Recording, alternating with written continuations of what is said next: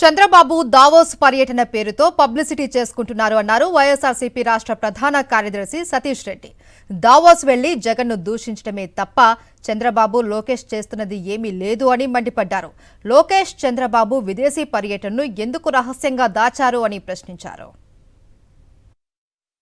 ఎంత ఆశ్చర్యకరమైనటువంటి పరిస్థితులు ఉంటాయంటే ఇక్కడ నుంచి మీరు పోవడం, ప్రభుత్వ ఖర్చులు పెట్టుకొని అక్కడికి పోవడం, పెట్టుబడులు తీసుకొని రావడం అనేటువంటి కారణం చెప్తారు. కానీ అక్కడి నుంచి మీరు ఇచ్చేటువంటి పేపర్ స్టేట్మెంట్ చూస్తే ఎంత చౌకబారగా, ఎంత చిల్లరగా ఉన్నాయంటే, లోకేష్ గారు ఒకసారి చూసుకోండి. మీరు దావోస్ పోయినటువంటి ప్రయోజనం ఏంది? జగన్మోహన్ రెడ్డి గారు తిట్టడానికా? జగన్మోహన్ రెడ్డి గారిని విమర్శించడానికి ఇక్కడి నుంచి నువ్వు దావోస్కి పోవాలనా? ఆ పని ఏందో ఇక్కడనే చేయొచ్చు కదా.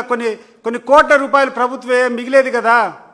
అక్కడికి పోయి నువ్వు చెప్పుకునేటువంటి పనిని దాంట్లో నిమగ్నం కాకుండా ఈ రోజుకి కూడా భయంకరమైనటువంటి ఫోబియా పట్టింది మీకు అందరికీ.